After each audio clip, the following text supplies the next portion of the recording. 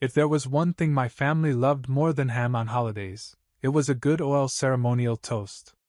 Every Thanksgiving, every Christmas Eve, even the occasional Labor Day barbecue, if the wine was flowing early, someone would stand up, glass in hand, and say it. To the ones who made us proud.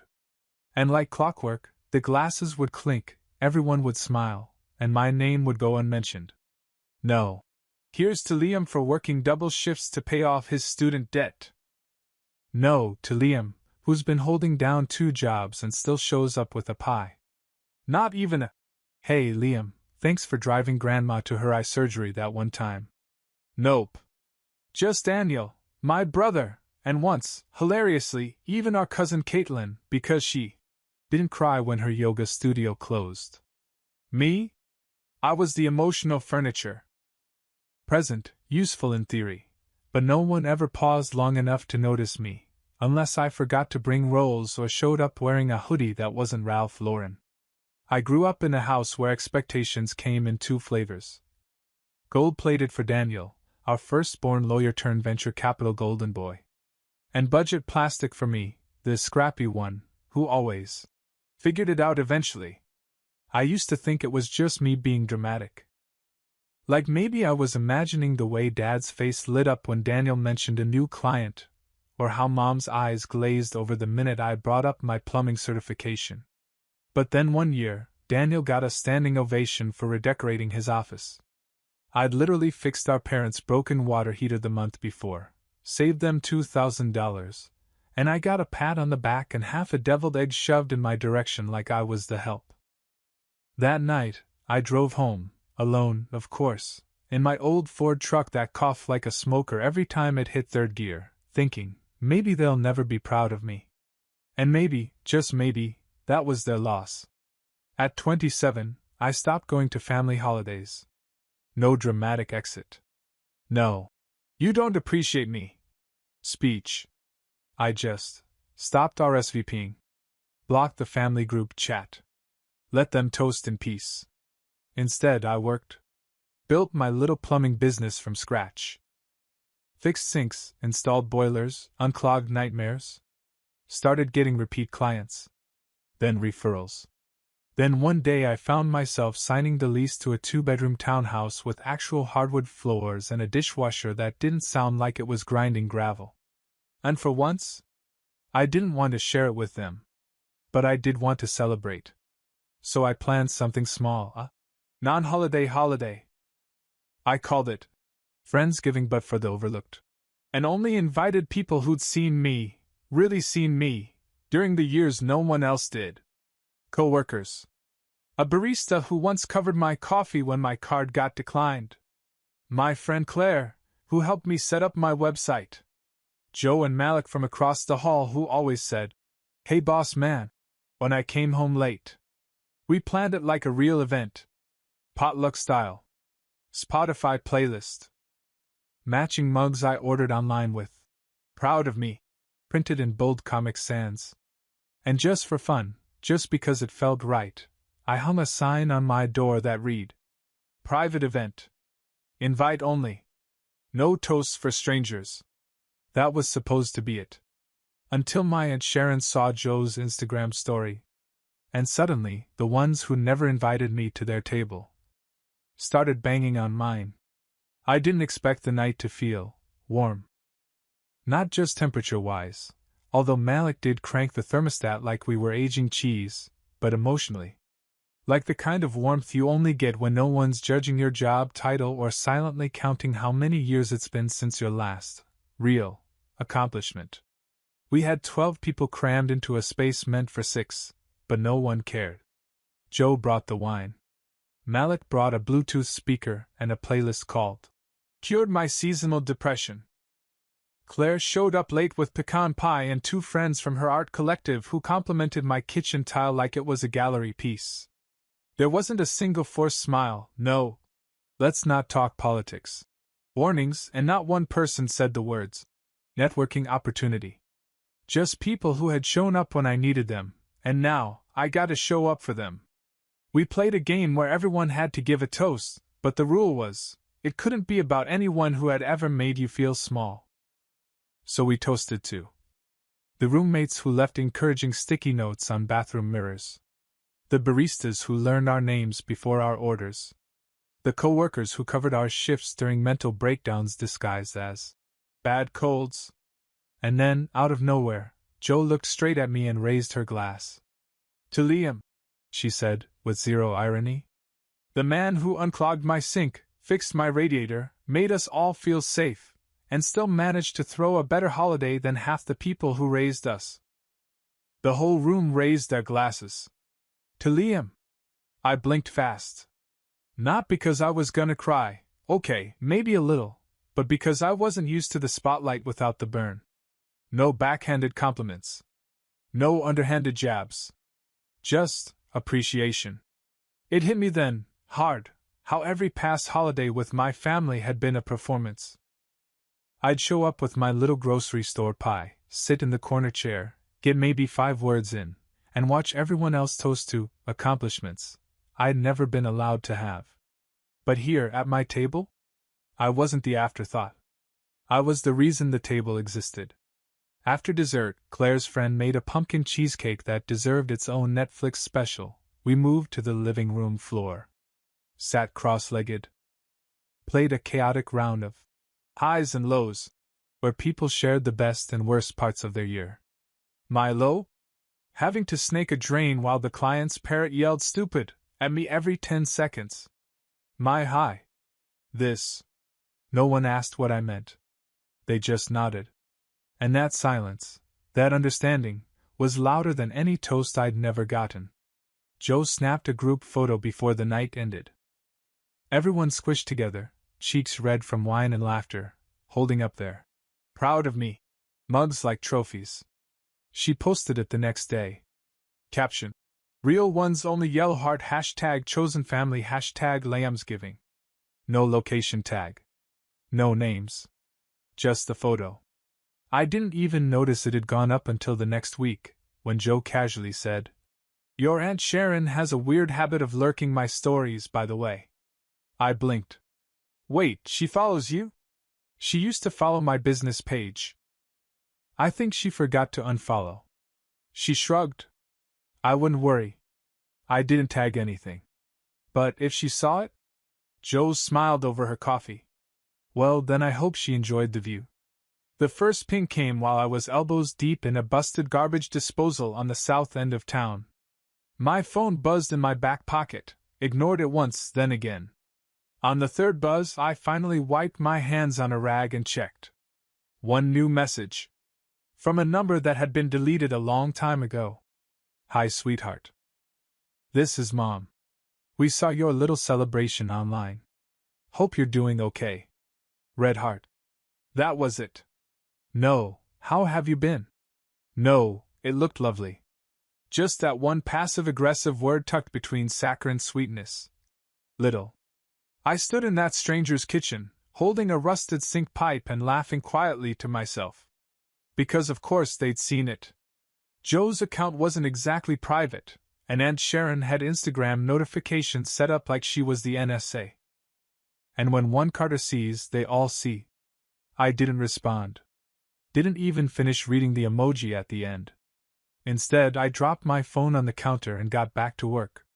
Because unlike their opinions, this disposal was actually worth fixing. Later that night I told Jo. She didn't look surprised. The emoji killed me, she said.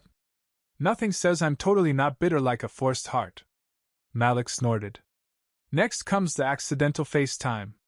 But it didn't come right away. For a few days, it was just silence again. Then, a Facebook friend request. Daniel. Of course. I stared at it for 5 seconds before deleting it faster than a cursed email. I could already hear his voice in my head. Dude, just wanted to reconnect. We were kids, man. Can't we move past it? Like I was supposed to forget a decade of condescension just because he clicked. Add friend. A day later, Claire sent me a screenshot. Aunt Sharon's Facebook status. Family should never have to find out things through social media. The comments were gold. Preach! So true, Auntie Brokeheart. Some people just want attention. Joe texted underneath. Should I comment a turkey emoji or nah? I left her on read, mostly because I was torn between laughing and punching drywall. But still, I didn't respond. I didn't explain. Because the truth was, I didn't owe them one. This was the first year I hadn't reached out, hadn't apologized for existing with a job they didn't understand, hadn't tried to squeeze into a seat at their table hoping to be tolerated for a few hours before they went back to pretending I didn't matter. And the part that scared them most? I hadn't disappeared into bitterness. I'd built something better. The following Sunday, I got a knock at my apartment door. Not a text. A literal knock. I paused, mid-spoonful of leftover Joe's mac and cheese, and peeked through the peephole. And Sharon. Holding a pie. The same pie I used to bring to Thanksgiving every year. Except now, it was store-bought. And I could already guess what was coming. I didn't open the door. I didn't even breathe loud. She knocked again, a little softer. Liam? I know you're home, sweetie. Can we talk for just a sec? I stared at the door like it was a time machine. Like if I opened it, I'd be pulled back into that version of myself who sat quietly at their table and laughed at jokes that hurt, and swallowed pride like dry turkey. I couldn't do it. Not again. She slipped something under the door and walked away. It was a folded card that read, We missed you at Thanksgiving. Let's not make this permanent. I stared at it. Then tossed it in the junk drawer next to old takeout menus and expired coupons. Because maybe for once, I got to choose what was permanent. It came from a burner number. Okay, probably not an actual burner, but it felt like it. 3 days after the pie on the porch stunt, I got a text at 9:02 p.m. Just 2 words. Nice place. No punctuation. No name. Just that. I knew exactly who it was. Not Aunt Sharon. She would have sent a gif of a dancing turkey or something equally passive-aggressive. This was colder. Straighter. Like someone trying to sound casual after rehearsing it for half an hour. Daniel. My thumb hovered over the screen. For a second, I almost replied with something sharp. A joke. A mirror. But I didn't. Because I already knew what this was, the feeler. He was fishing. Trying to see how open the door was. Whether I'd swing it wide or just crack it enough for him to slip through. I left it on read. Next day? A knock at the plumbing office. I was working with Malik that afternoon. We'd just finished unclogging a restaurant's ancient grease trap that smelled like expired regret, and I was wiping down tools when I saw him. Daniel. In person.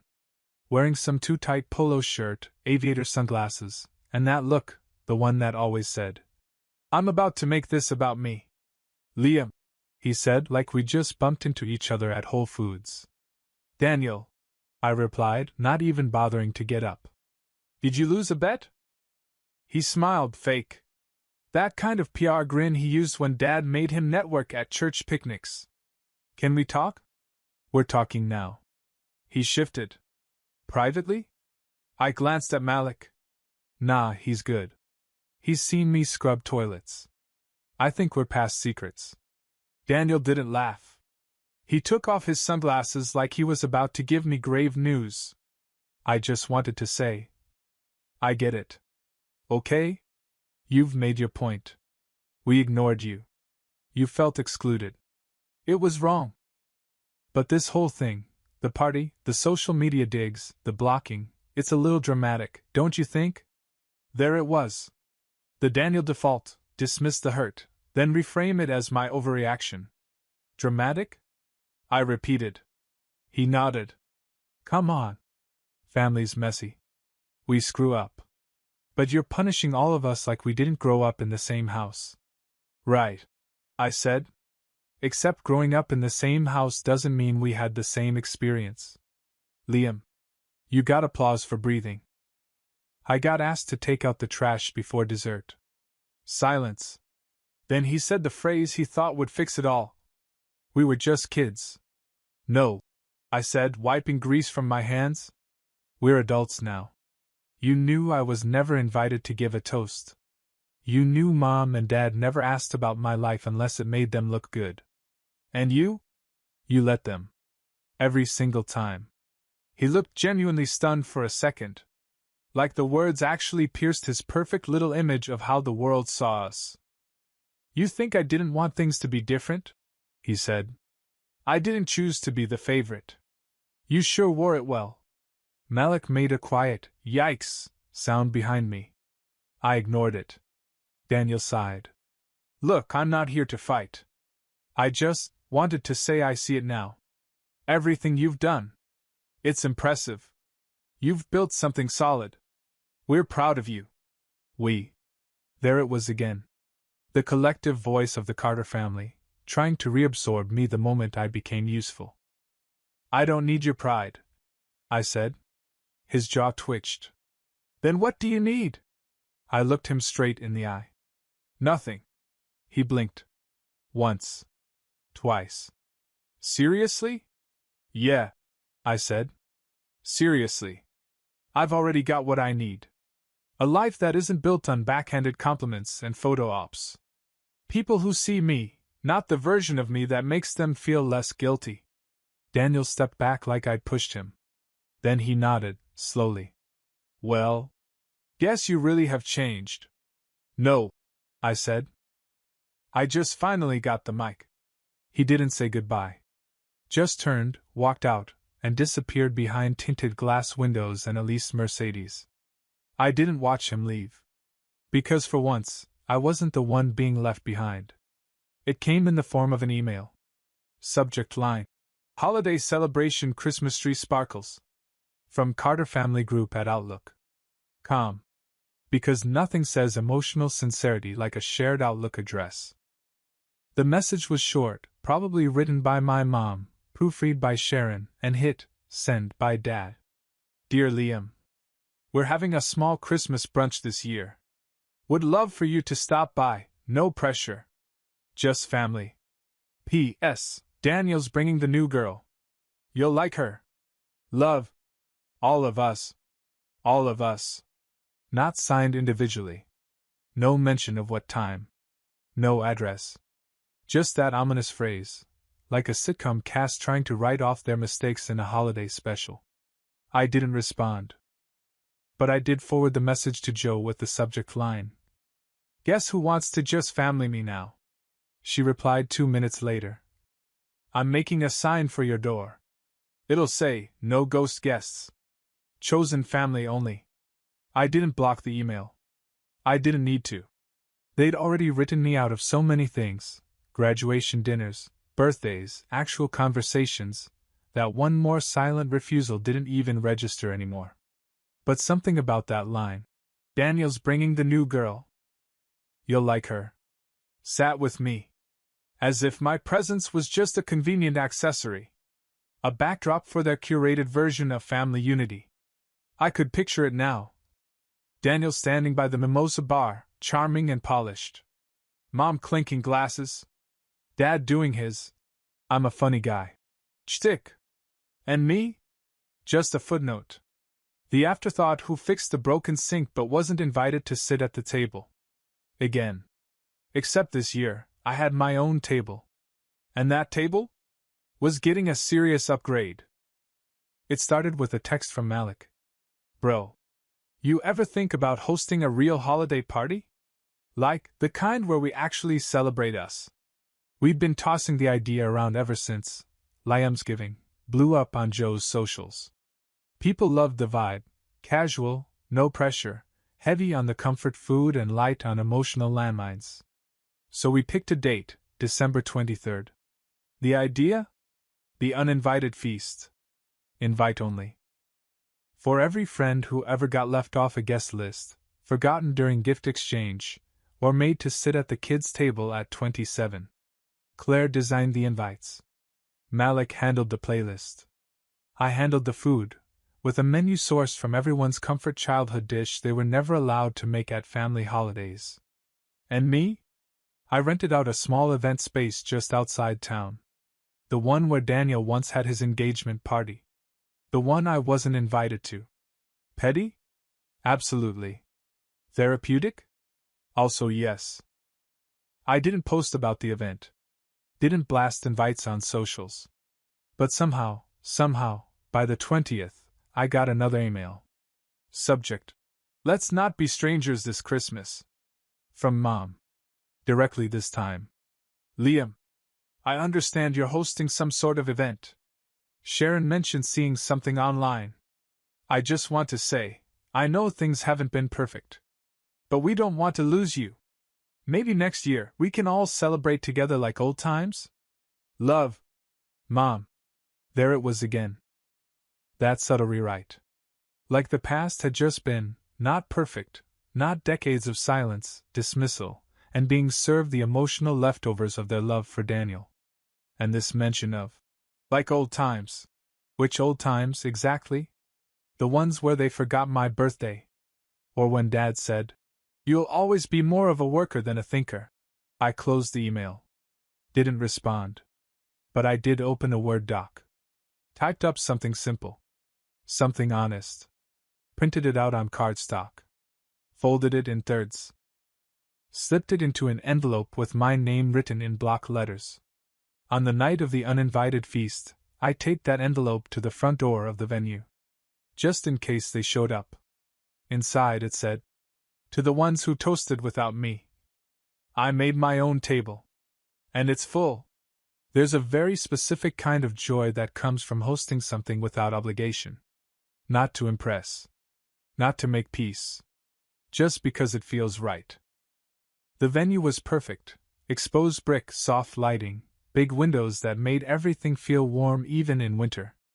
We had space heaters buzzing quietly, folding tables covered with mismatched tablecloths, and a crooked homemade banner over the bar that said, "You're worth a toast." Jo brought her famous mulled cider. Malik wore a Santa hat unironically and DJ'd from his phone like we were at Coachella. Claire handed out little gift bags filled with handwritten affirmations and cheap candy. No one asked about jobs. No one judged anyone's outfit. And for once, I didn't feel like the emotional support sibling. I felt like the host. People started sharing stories, not just surface stuff, but real things. Moments when they felt invisible at family tables. Times they weren't picked. Forgotten birthdays. Passive-aggressive aunts.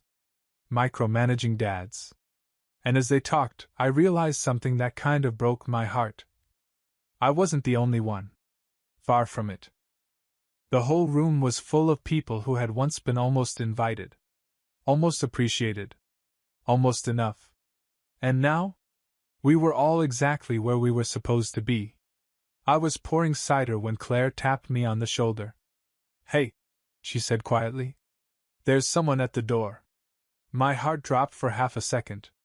I thought, stupidly, that it might be my mom. Maybe Sharon. Maybe even Daniel, holding a pie like a peace treaty. But it wasn't. It was Grandma. My dad's mom. The one person in the family who had never treated me like background noise. The one who used to slip me $10 bills and say, "Don't let anyone tell you fixing things isn't a gift." She was standing on the steps, wrapped in her big beige coat, holding one of the old casseroles she used to bring to every family Christmas. "Hi, sweetheart," she said, eyes soft. "You didn't invite me. But I saw the sign." I blinked. "Who told you where to find it?" She smiled. "Daniel. He's a loud phone talker." That caught me off guard. I let her in. No one stared. No one questioned it. She just walked in, handed her casserole to Malik, who immediately called her an icon, and sat down like she'd belonged the whole time. Because she did. We talked for a while, mostly in the back corner over cider and cookies. She didn't make excuses for the family. Didn't try to guilt me into reuniting. She just said, "Some people spend their whole lives thinking the spotlight is theirs by default. You built your own stage. And I'm proud of you for that." I didn't cry. Okay, I almost cried. She patted my hand. "And just so you know, I saw that card you left on the door." I raised an eyebrow. "You were here earlier?" She nodded, peeked in the window. Didn't want to interrupt. That card? It's exactly what needed to be said. She pulled something from her coat pocket. A folded piece of paper. Your mom sent this, she said. Said if I saw you, give it to you. I hesitated. Then I took it. Didn't open it. Just slid it into my jacket. Will you be mad if I never read it? I asked. She shrugged. It's your piece to keep or give away. That night, as the party died down and people filtered out with full stomachs and fuller hearts, I stood in the middle of the room, surrounded by empty cups, crumpled napkins, and echoes of laughter. I looked at the card again. Then I walked over to the garbage and dropped it in, unopened. Because sometimes the best closure is knowing you no longer need their words to feel whole. I didn't post about the party. Joe did. Malik did. Claire posted a selfie with Grandma and captioned it. When your chosen family's grandma shows up and brings the good casserole. None of it was loud. None of it was, look at us, we're better than them. It was just joy. Documented. Shared. Real. The photos caught on. People reposted the banner. You're worth a toast. A small account that shared. Anti-cringe. Family Stories picked it up. Then another. I wasn't viral. But I was seen. A week later, I was sitting in my apartment, watching dust spin in a patch of morning light, when my phone buzzed. Unknown number. Message preview. Hey, I saw the party photos. I sighed. Expected it to be someone from the extended guilt committee. But it wasn't. It was someone I hadn't heard from in over a decade. Jared, my cousin, Sharon's son. He was the only one who ever sat with me at family functions when we were kids. The only person who whispered, "This sucks," during one of Daniel's endless humble brags. Hey, I saw the party photos. Just wanted to say, that looked amazing. I always knew you'd build something real. Sorry for not saying anything sooner. I sat with that message longer than I expected. Didn't rush to reply. Didn't ignore it either. Eventually, I wrote. Appreciate it. Hope you're doing well. That was all. Because that's all it needed to be. The next message came from Daniel. Instagram this time. No words. Just a like. On a photo of the venue. The banner. The people smiling. I clicked on his profile. Scrolled. New girlfriend. New office. A video of him doing one of those TED-style talks titled, Making Room at the Table. The irony wasn't lost on me. But I didn't feel anger. Just distance. Like watching a rerun of a show I used to be in, before I knew how to write my own ending. Joe sent me a screenshot later that day. It was a Facebook post from my mom. Proud of all our kids, near and far. Some journeys take longer, but every path is beautiful. No tags. No names. Just enough vagueness to maintain plausible deniability. Malik said. That's what I call a drive-by compliment. Claire said. She wants you to respond. I didn't. Because when I needed pride, they gave me silence. Now that I had peace, they were offering noise. Later that week, I got a handwritten card in the mail. No return address. Inside it said, You were always worth a toast. I'm sorry we never said it out loud. The signature was smudged. But I didn't need to know who sent it. Because the truth was, the words weren't for the past. They were for the kid I used to be, the one who sat in the corner chair, waiting for someone to raise a glass and say, Hey, you matter too. And now? He was standing, holding his own glass. Surrounded by people who never needed a reason to be proud of him in the first place. It happened almost by accident. New Year's Eve. Joe hosted a tiny rooftop gathering, 10 people, blankets, a Bluetooth speaker running on 12% battery, and champagne that definitely came from the clearance shelf. Somehow, we started talking resolutions. Everyone went around sharing things like, drink more water, or stop texting my ex when Mercury's in retrograde. When it got to me, someone said, What about you, Liam? I thought for a second, then raised my plastic cup to the ones who were never toasted. Everyone turned. To the ones who sat through applause for people who never looked their way. Who brought food and weren't thanked. Who showed up every year quietly, hoping someone would notice. And when they didn't, still kept showing up for themselves. You're not just worth a toast. You're worth your own damn party. The rooftop went quiet for a second. Then everyone lifted their cups to us. And that was it. Not viral. Not dramatic.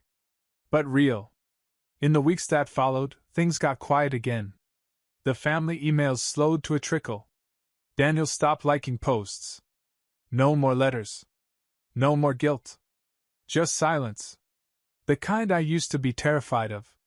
Now, it sounded like peace. One afternoon in March, I stopped by Grandma's house.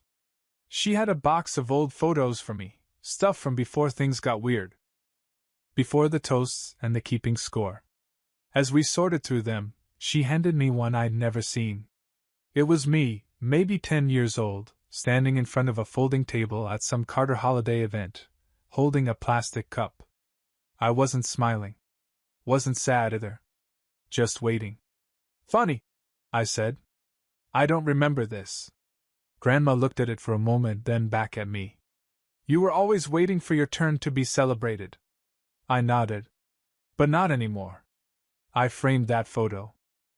Not to remember the waiting, but to honor how far I'd come from it. And every time I walk past it on the wall, I think of the banner. You're worth a toast. Not because someone else says so. Because you are.